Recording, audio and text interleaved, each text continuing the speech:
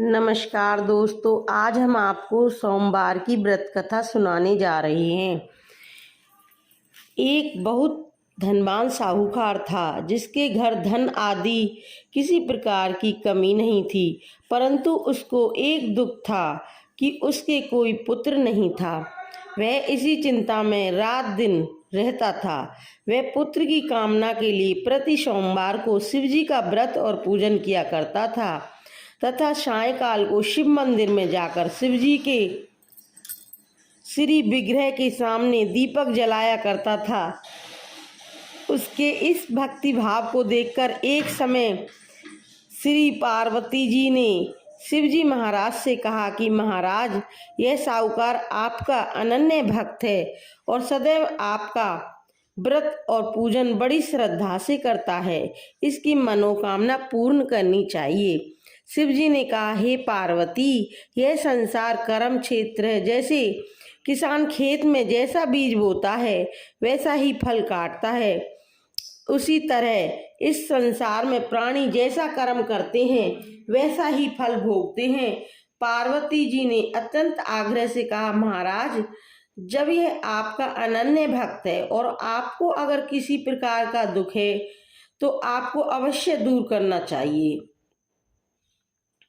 क्योंकि आप सदैव अपने भक्तों पर दयालु होते हैं और अनेक दुखों को दूर करते हैं। यदि आप ऐसा नहीं करेंगे तो मनुष्य आपकी सेवा तथा व्रत क्यों करेंगे। पार्वती जी का ऐसा आग्रह देख शिवजी महाराज कहने लगे, हे पार्वती, इसके कोई पुत्र नहीं है। इसी चिंता में यह अति दुखी रहता है। इसके भाग्य में पुत्र ना होने पर भी मैं इसको पुत्र की प्राप्ति का वर देता हूँ, परंतु यह पुत्र केवल 12 वर्ष तक जीवित रहेगा। इसके पश्चात वह मृत्यु को प्राप्त हो जाएगा। इससे अधिक मैं और कुछ इसके लिए नहीं कर सकता। यह सब बातें साहूकार सुन रहा था। इससे उसको ना कुछ प्रसन्नता हुई ना ही कुछ दुख हुआ। वह पहले जैसा ही शिवजी महाराज का व्रत और पूजन करता रहा। कुछ काल व्यतीत हो जाने पर साहूकार की स्त्री गर्भवती हुई और 10वें महीने उसके गर्भ से अति सुंदर पुत्र की प्राप्ति हुई। साहूकार के घर में बहुत खुशी मनाई गई, परंतु साहूकार ने इसकी केवल 12 वर्ष की आयु जान कोई अधिक प्रसन्नता प्रकट नहीं की और ना ही किसी को भेद ही बताया। जब वह बालक 11 वर्ष का हो गया तो उस बालक की माता ने उसके पिता से विवाह आदि के लिए कहा, तो वह साहूकार कहने लगा कि अभी मैं इसका विवाह नहीं करूँगा, अपने पुत्र को काशी जी पढ़ने के लिए भेजूंगा। फिर साहूकार ने अपने साले अर्थात बालक के मामा को बुला उसको बहुत सा धन देकर कहा, तुम इस बालक को काशी जी पढ़ने के लिए ले जाओ और रास्ते में जिस स्थान पर भी जाओ यज्ञ करते और ब्राह्मणों को भोजन कराते जाओ। वे दोनों मामा भांजे यज्ञ करते और ब्राह्मणों को भोजन कराते जा रहे थे।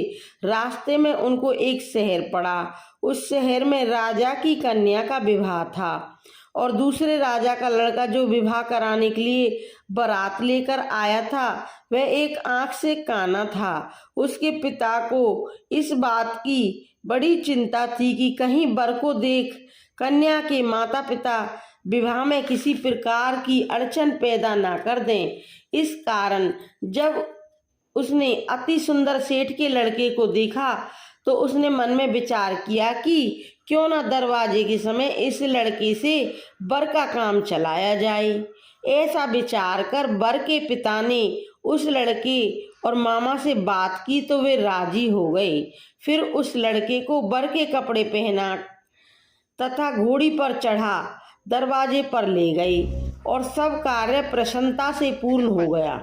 फिर वर के पिता ने सोचा कि यदि विवाह कार्य भी इसी लड़के से करा लिया जाए तो क्या बुराई है। ऐसा विचार कर लड़के और उसके मामा से कहा, यदि आप फेरों का और कन्यादान के काम को भी करा दें तो आपकी बड़ी कृपा होगी। मैं इसके बदले में आपको बहुत कुछ धन दूंगा। तो उन्होंने स्वीकार कर लिया। विवाह कार्य भी बहुत अच्छी तरह से संपन्न हो गया। परंतु जिस समय लड़का जाने लगा तो उसने राजकुमारी की चुंदड़ी के पल्ले पर लिख दिया कि तेरा विवाह तो मेरे साथ हुआ है, परंतु जिस राजकुमार के साथ तुझको भेजेंगे वह एक आंख से काना है। मैं काशी जी पढ़ने जा रहा हूँ। लड़के के जाने के पश्चात राजकुमारी ने जब अपनी चुंदड़ी पर ऐसा लिखा हुआ पाया तो उसने राजकुमार के साथ जाने से मना कर दिया और कहा कि यह मेरा पति नहीं है, मेरा विवाह इसके साथ नहीं हुआ है, वह तो काशी जी पढ़ने गया है। राजकुमारी के माता पिता ने अपनी कन्या को विदा नहीं किया और बारात वापस चली गई। इधर सेठ का लड़का और उसका मामा काशी जी पहुंच गए। वहां जाकर उन्होंने यज्ञ करना और लड़के ने पढ़ना शुरू कर दिया। जब लड़के की आयु 12 साल की हो गई, उस दिन उन्होंने यज्ञ रचा रखा था कि लड़के ने अपने मामा से कहा, मामा जी आज मेरी तबीयत कुछ ठीक नहीं है। मामा ने कहा, अंदर जाकर सो जाओ। लड़का अंदर जाकर सो गया और थोड़ी देर में उसके प्राण निकल गए। जब उसके मामा ने आकर देखा तो वह मुर्दा पड़ा है तो उसको बड़ा दुख हुआ और उसने सोचा कि अगर मैं अभी रोना पीटना मचा दूंगा तो यज्ञ का कार्य अधूरा रह जाएगा। अतः उसने जल्दी से यज्ञ का कार्य समाप्त कर ब्राह्मणों के जाने के बाद रोना पीटना आरंभ किया। संयोगवश उसी समय शिव पार्वती जी इधर से जा रहे थे।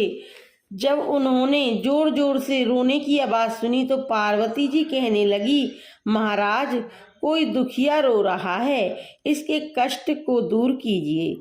जब पार्वती शिव जी ने पास जाकर देखा तो वहां एक लड़का मुर्दा पड़ा था। पार्वती जी कहने लगी, महाराज यह तो उसी सेठ का लड़का है जो आपके वरदान से हुआ था। शिव जी कहने लगे, हे पार्वती इसकी आयु इतनी थी सो यह भोग चुका। तब पार्वती जी ने कहा, हे महाराज इस बालक को और आयु दो, नहीं तो इसके माता पिता तड़प तड़प कर मर जाएंगे।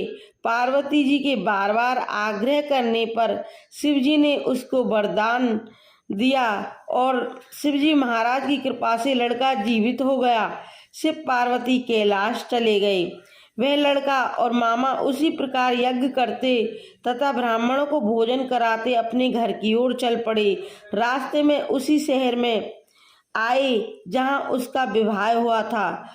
वहां पर आकर उन्होंने यज्ञ आरंभ कर दिया तो उस लड़के के ससुर ने उसको पहचान लिया और अपने महल में ले जाकर उसकी बड़ी खातिर की, साथ ही बहुत दास दासियां सहित आदर पूर्वक लड़की और जमाई को विदा किया। जब वे अपने शहर के निकट आए तो मामा ने कहा, मैं पहले घर जाकर खबर कर आता हूँ। जब लड़के का मामा घर पहुंचा तो लड़के के माता पिता घर की छत पर बैठे थे और यह प्रण कर रखा था कि यदि हमारा पुत्र सकुशल लौट आया तो हम राजी खुशी नीचे आ जाएंगे, नहीं तो छत से गिरकर अपने प्राण दे देंगे। इतने में उस लड़के के मामा ने आकर यह समाचार दिया कि आपका पुत्र आ गया है, तो उनको विश्वास नहीं आया। उसके मामा ने शपथ पूर्वक कहा कि आपका पुत्र अपनी स्त्री के साथ बहुत सारा धन लेकर आया है। तो सेठ ने आनंद के साथ उसका स्वागत किया और बड़ी प्रसन्नता के साथ रहने लगे। इसी प्रकार से जो कोई भी सोमवार के व्रत को धारण करता है अथवा इस कथा को पढ़ता है और सुनता है, उसकी समस्त मनोकामनाएं पूर्ण होती हैं। बोलो शिव शंकर भोलेनाथ की जय, माँ पार्वती की जय।